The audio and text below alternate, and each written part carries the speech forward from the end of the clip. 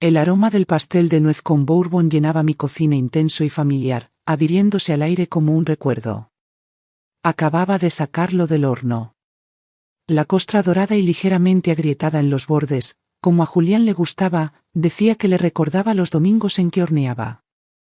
El pastel reposaba enfriándose en la encimera junto a una colcha doblada que cosí para Camila a mano durante las últimas 6 semanas. Girasoles, zorros de cuento, las constelaciones que estaba aprendiendo en la escuela, era una sorpresa. No les había dicho que llegaría temprano para Acción de Gracias, pero pensé que se alegrarían.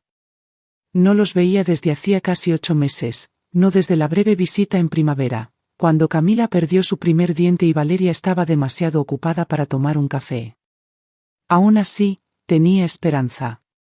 Siempre la tenía. El teléfono vibró en la mesa. Me limpié las manos con el trapo de cocina y miré la pantalla. No vengas. Solo envié el cheque sin saludo, sin explicación, solo eso. Mi pulgar quedó suspendido sobre la pantalla, luego cayó. Lo miré como si pudiera transformarse en algo más suave. No respondí. Me quedé ahí parada en esa pequeña cocina amarilla con las puertas de los gabinetes torcidas y el mismo calendario colgado en la pared desde julio. El silencio era denso, salvo por el leve silbido de la tetera y el lento tic-tac del reloj sobre la estufa. Eran las 5:42 de la tarde de un miércoles. Eso no le importaba a nadie más que a mí. Serví el té por costumbre, pero no lo bebí. Me senté en la mesa donde Ernesto y yo solíamos leer guiones juntos, donde Julián construía fuertes con cojines de sillas y libros de bolsillo. El pastel se enfrió intacto. Doblé la colcha y la aparté. Afuera, el viento arreció, trayendo el filo cortante de la nieve que se acercaba. Escuché cómo sacudía las ventanas. Luego tomé mi chequera, pero en lugar de abrirla la guardé en el cajón. Y lo cerré con firmeza. Julián tenía 5 años cuando Ernesto murió. Un accidente en la carretera, pavimento mojado. Un momento estaba manejando de regreso de la ferretería y al siguiente era una fotografía en nuestra repisa. Recuerdo sostener el pequeño rostro de Julián en mis manos durante el funeral. No lloró. Solo seguía preguntando cuándo volvería papá. Mentí y dije que estaba en un ensayo largo, algo que él pudiera entender. En ese entonces yo seguía diseñando vestuarios para obras pequeñas en un teatro improvisado sobre una librería en Mérida. Mis manos siempre olían a pegamento y tinte. 6 semanas después recibí una llamada de un productor en Ciudad de México. Querían que dirigiera el departamento de vestuario para una nueva obra fuera de cartelera. Un trabajo soñado. El tipo de llamada que esperas una vez en la vida. Dije que no. Julián acababa de empezar el kinder. Le tenía miedo a la oscuridad. Mojaba la cama por 1 año. No podía irme. En realidad no quería, no del todo. Me dije que el amor era quedarse. Tomé más turnos. En cambio, aprendí a coser más rápido, a planchar pliegues más precisos, a equilibrar pruebas de vestuario con reuniones de padres. Cuando Julián llegó a los 20, se perdió primero en la bebida, luego en cosas peores. A los 27 me llamó desde un teléfono prestado, su voz, apenas un susurro. Mamá, la regué. No sé a dónde más ir. Vacié lo que tenía en ahorros y lo puse en rehabilitación 2 veces. Salió cambiado, o al menos estable. Estaba orgullosa de él, de verdad. Cuando conoció a Valeria, sentí alivio. Parecía organizada, gentil. Les di mi bendición. Y más tarde, cuando encontraron esa casa en Guadalajara, les di 600,000 pesos para el enganche. Es solo hasta que nos estabilicemos, mamá, dijo Julián besándome la mejilla. Eso fue hace 5 años. Desde entonces, cada mes pagué 30,000 pesos directamente a su hipoteca. Automáticamente, sin preguntas. Sin agradecimientos necesarios, solo un número que desaparecía silenciosamente de mi cuenta. La última vez que los visité, mencioné reducir el apoyo. Julián sonrió amplio, pero distante. Si eso es lo que necesitas, lo resolveremos. Pero nada cambió. El retiro siguió y yo lo permití hasta ahora. La última vez que visité a Julián y Valeria fue a principios de primavera, antes de que la nieve se derritiera por completo de su entrada. Llegué con una bolsa de los libros favoritos de Camila y una lata pequeña de galletas de mantequilla en forma de rosa. Toqué 2 veces. Luego escuché el inconfundible arrastre de pasos corteses, no ansiosos, no cálidos, solo adecuados. Valeria abrió la puerta con una sonrisa tensa. «Hola, Elvira». «Pasa». Todo dentro de la casa parecía sacado de una revista: tonos grises, vigas de madera expuestas, pequeños cuencos de vidrio llenos de hojas de eucalipto. El aroma a salvia y limón flotaba en el aire. Era hermoso, pero no se sentía vivido. No se sentía como ellos. Entré a la sala y recorrí las paredes con la mirada. Antes, mi foto enmarcada con Julián el día de su graduación de preparatoria colgaba cerca del librero. Desaparecida. La foto familiar de la playa en nuestro primer viaje a Puerto Vallarta, también desaparecida.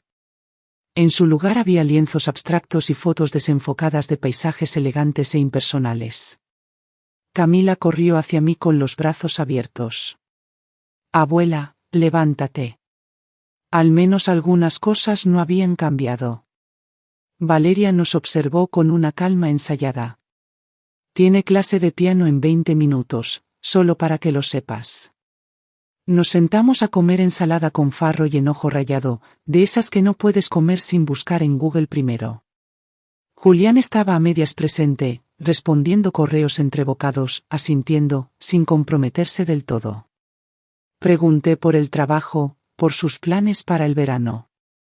Las respuestas fueron cortas, distraídas. Más tarde, mientras guardaba mi abrigo, pasé por la puerta entreabierta de su oficina en el segundo piso. Escuché la voz de Valeria baja, pero afilada. «Quiere ayudarnos, pero no encaja con nuestro ritmo». Hubo una pausa.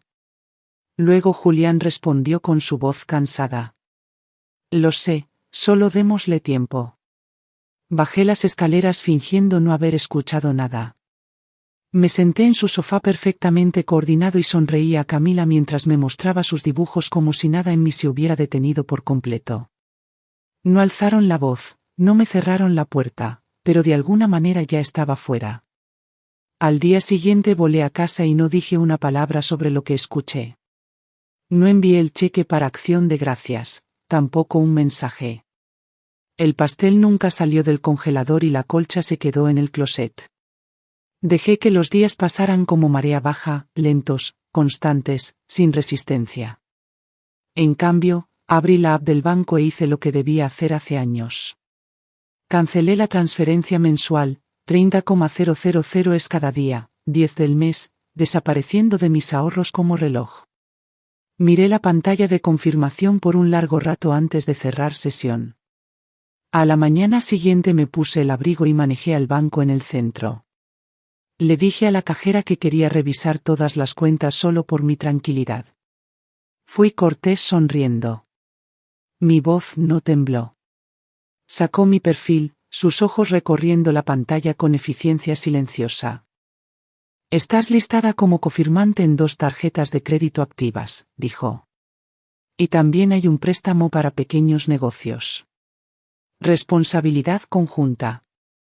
Abierto hace 3 años». Parpadeé. «No tengo ninguna tarjeta de crédito». Frunció el ceño. Ligeramente. «Fueron abiertas bajo Quintero Consultoría S.A., ¿reconoces el nombre?»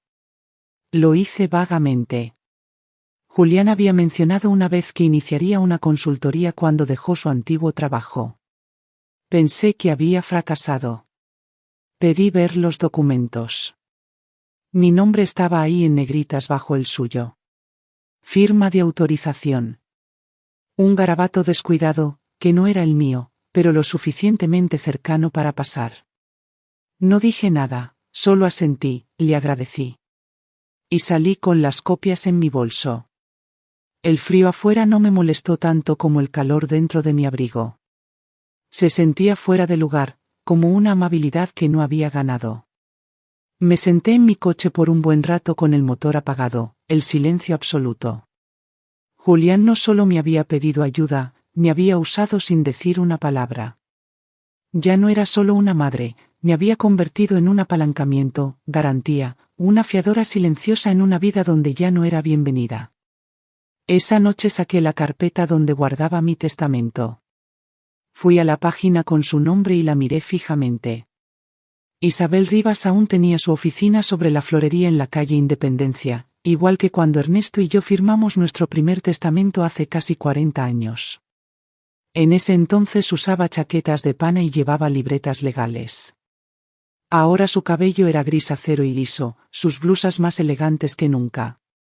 Y su voz seguía teniendo esa confianza precisa en la que siempre confié. No hizo muchas preguntas, solo me miró a los ojos y dijo, ¿estás segura? Sí, dije, completamente. Trabajamos en silencio por casi una hora. Pedí que la casa fuera para una organización sin fines de lucro local, el Colectivo de Teatro Costero, específicamente para financiar becas de diseño escénico y producción para mujeres mayores de 60. El resto de mi patrimonio, ahorros, regalías de licencias de vestuario antiguas, mi colección de telas vintage también se donaría a través del mismo fondo. Mi anillo de bodas y las joyas heredadas las dividí entre mi vecina Berta, que regaba mis plantas cada vez que viajaba, y Gloria, mi amiga más antigua del centro comunitario, que una vez salvó mi dignidad trayéndome zapatos cuando los míos se rompieron en pleno invierno. Y Julián Isabel, bajo sus lentes, escribió lentamente y luego presionó borrar. Su nombre desapareció de la pantalla sin ceremonia. Imprimió 2 copias oficiales. Una fue a sus archivos, la otra la doblé cuidadosamente y metí en un sobre. No lo sellé todavía. No. Antes de irme, Isabel me entregó la página firmada y la sostuvo un segundo más de lo usual. No lo haces por enojo, dijo. No respondí por claridad. De vuelta en casa, puse el sobre en la mesa del comedor junto al pastel que seguía intacto en el congelador. Había acumulado una capa de escarcha como un recuerdo sostenido demasiado tiempo. Escribí una nota breve en mi papel de carta, la doblé 2 veces y la puse sobre el testamento, luego encontré un segundo sobre y metí un cheque, pero no lo firmé. No tenía que hacerlo. A la mañana siguiente caminé al buzón al final de mi calle y dejé caer todo papel, silencio y todo lo que ya no debía. La envié un martes. El empleado de la oficina postal no miró 2 veces, solo pesó el sobre, le puso la etiqueta de prioridad y me dio el recibo. Lo guardé, aunque sabía que no lo necesitaría. Algunas cosas son más sobre ritual que sobre logística. Dentro del sobre había 3 cosas, un cheque en blanco, pero anulado con tinta negra gruesa, una carta escrita a mano con letra firme, en mi mejor papel, el que reservaba para días festivos y condolencias, y una fotocopia de mi Nuevo Testamento, el nombre de Julián, ausente como si nunca hubiera pertenecido ahí. La carta decía solo esto, Julián. Me dijiste que no viniera. Lo lamentarás más de lo que yo nunca lo haré, mamá. La doblé una vez con cuidado y la puse detrás de la fotocopia, sin amenazas, sin subrayados dramáticos, solo verdad, silenciosa, fría y ganada. 3 días después, mi teléfono sonó. Su nombre iluminó la pantalla. Lo vi vibrar 1, 2, 3 veces. No contesté. Lo dejé ir al buzón de voz y no escuché el mensaje. Ni entonces, ni esa noche. En cambio, me preparé un té, me acurruqué en mi sillón gastado y leí el último acto del Sueño de Cristal. Subrayé líneas que había subrayado una docena de veces antes, pero esta vez noté más las pausas entre las palabras que las palabras mismas. Ese fin de semana recibí noticias de Valeria, un correo breve. Elvira, recibimos tu paquete. No estoy segura de que intentas probar, pero tu decisión ha causado mucha disrupción. Contábamos con ese apoyo. Por favor, reconsidera. V. No respondí. A la mañana siguiente desactivé el autopago en cada vínculo restante entre nosotros, firmas conjuntas en servicios públicos, acceso a ahorros de emergencia, la línea de crédito de respaldo que tonté por si acaso. Lo cerré todo y luego, por primera vez en años, abrí mi propio calendario y anoté algo solo para mí. El segundo correo llegó 2 días después, más largo, más frenético. Elvira, el pago de la hipoteca rebotó. La tarjeta de la empresa está congelada. La línea de crédito de Julián está en revisión. Has creado un desastre financiero. Entiendo que estás molesta, pero este no es el camino. Por favor, reconsidera. Valeria lo leí una vez, luego otra, intentando sentir algo. Pensé que tal vez lloraría o al menos temblara, pero en cambio me sentí calma, vacía como una habitación después de que mueven los muebles. Todo lo que quedaba era el eco de mis propias decisiones. Esa tarde Julián llamó de nuevo. No dejé que sonara esta vez. Su voz llegó tensa, sin aliento. Mamá, escucha, las cosas están complicadas. El banco está haciendo preguntas que no puedo responder. Las cuentas están todas congeladas. ¿Por qué haces esto ahora? Había ruido detrás de él. Una puerta cerrándose, una voz infantil. Camila, pensé. No hice nada, dije con tono firme. Solo dejé de hacer lo que siempre hacía. Podrías haberme advertido. Lo intenté, dije. No escuchaste, quedó callado. Podía escucharlo caminar, tal vez frotándose la cara como hacía cuando estaba estresado. Esperé. Estamos en una situación difícil, dijo finalmente. Valeria apenas empezó su nuevo trabajo. No es el momento para todo esto. Cerré los ojos y dejé que las palabras cayeran donde quisieran. No querías que viniera, dije suavemente, así que ahora no vengo tampoco a tu futuro. No respondió. Lo escuché inhalar como si quisiera discutir, pero luego suspiró. Está bien, dijo. No en aceptación, sino en resignación. Colgamos sin despedidas. Esa noche me senté en la mesa de la cocina con la ventana abierta. El aire era fresco, dulce, con sal y pino. Observé el viento mover los álamos afuera. Y escuché el suave crujido de la casa a mi alrededor. No se sentía como luto, se sentía como liberación, como un espacio que no sabía que faltaba. Había regresado, por fin. El teatro comunitario olía, igual que siempre, a terciopelo polvoriento, pintura vieja y algo ligeramente eléctrico de las luces que zumbaban sobre el escenario. No había puesto un pie ahí en casi una década. Pero cuando crucé esas puertas dobles, algo se asentó en mí. Como un aliento que no sabía que estaba conteniendo, finalmente se liberó. Me presenté en la recepción. La coordinadora de voluntarios parpadeó. Luego sonrió. No solemos tener gente con experiencia real en diseño, dijo. El departamento de utilería necesita manos desesperadamente. La seguí por un pasillo lleno de carteles de obras antiguas. Al final encontré el caos que alguna vez llamé hogar, restos de espuma, carretes de alambre, escenarios a medio terminar y pinceles en tazas astilladas. Una voz llamó desde detrás de una pila de cajas de vestuario. Oye, eres Elvira. Una joven con cabello rapado y pantalones de cargo manchados dio un paso adelante extendiendo la mano. Soy Romina, directora de escena. Eres la madrina que no sabíamos que necesitábamos. Reí el sonido, sorprendiéndome incluso a mí. Me dieron una mesa en la esquina y una taza que decía Reina del Drama en letras doradas brillantes. Organicé botones, reparé una marioneta rota y cosí cortinas para una ventana en miniatura de una obra infantil. Romina pasó por ahí a media tarde con un portapapeles y una sonrisa. Esto está increíble. ¿Segura de que has estado fuera tanto tiempo? Me encogí de hombros. Algunas cosas se quedan en tus manos, incluso cuando dejan tu vida. Trabajamos hasta que el sol se hundió detrás del tejado del teatro y las sombras se alargaron en el suelo.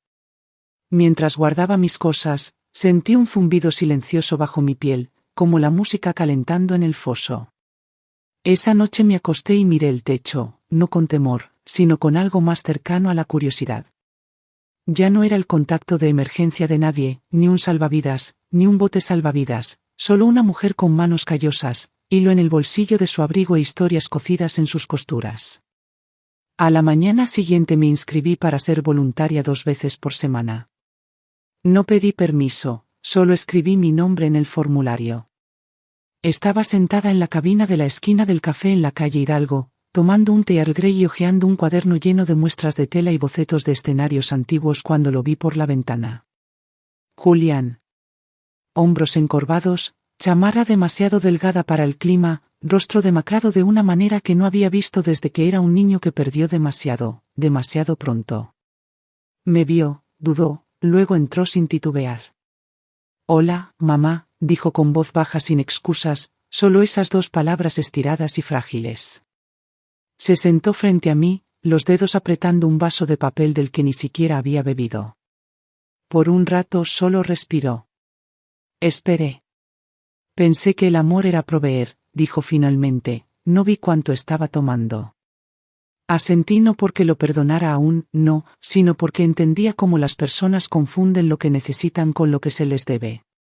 No estoy enojada, dije. Estoy libre y tú también deberías estarlo, libre de depender de mí. Levantó la vista, sorprendido por la suavidad en mi voz, como si esperara fuego y recibiera agua clara. En cambio, no quería usarte, de verdad que no lo sé, dije. Pero lo hiciste de todos modos, apretó los labios. Has sido duro. Estamos rebalanceando. Me lo imagino. No hablamos de las cuentas, ni del cheque, ni del testamento. No preguntó si cambiaría algo y no ofrecí nada. Eso se sintió como su propio tipo de respeto. Extendió la mano sobre la mesa, dudó y luego la dejó palma arriba. Puse la mía sobre la suya, ligera pero firme, no para prometer nada, solo para decir, aún estoy aquí. De alguna forma sonrió débilmente. Camila extraña tus historias. Yo también la extraño, dije. Tal vez algún día le envíe una. Cuando se levantó para irse, parecía más ligero, no arreglado, no perdonado, pero humano.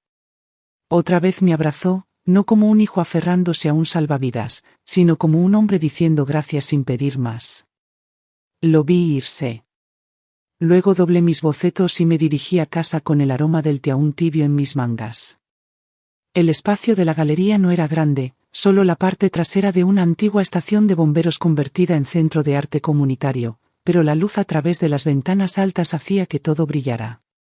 Me paré junto a mi pieza, un escenario en miniatura que construí durante varias noches tranquilas en el teatro, una escena a la vez. Se llamaba Herencia no reclamada. Una sola silla de madera en el centro del escenario. Una ventana abierta detrás. Costuras rojas apenas visibles en la cortina de fondo, casi invisibles, a menos que miraras de cerca. Una historia construida en el silencio. La gente se detenía, miraba. Algunos se inclinaban leyendo el título otra vez. Unos pocos preguntaron por los detalles, cómo construí el moldeado, qué significaba el hilo rojo. Solo les dije que algunas historias no necesitan sonido para tener peso. Tarde en la tarde, una mujer con trenzas entre canas y lentes de armazón grueso se presentó como editora de una revista local de arte y cultura. Se llamaba Carolina. Miró largo rato el escenario en miniatura, luego se volvió hacia mí con una sonrisa que tenía más que cortesía. Estamos trabajando en un artículo, dijo, sobre mujeres que recuperaron partes de sí mismas que pensaban perdidas. ¿Te interesaría, parpade? Luego reí suavemente. Supongo que sí. Me dio su tarjeta. Lo llamaremos Madres que se recuperaron a sí mismas. En cajas. Perfecto. Esa noche, después de que cerró la exposición, Caminé a casa con la vitrina vacía bajo un brazo y un vaso de papel con cidra tibia en la otra mano. El aire era fresco, dulce, con la agudeza de la primavera. Mis dedos dolían por el día, pero era el tipo de dolor bueno, el que te dice que has hecho algo que importa. De vuelta en mi departamento, puse el modelo de escenario en la repisa. Junto a una vieja foto de Ernesto y una más reciente de Camila, vestida como astronauta de cartón. Me quedé ahí un rato, luego susurré casi sin querer. De ahora en adelante, yo escribo el guión. Apagué las luces, doblé el folleto de la galería y lo pegué en el refrigerador junto a una receta que no había preparado en años.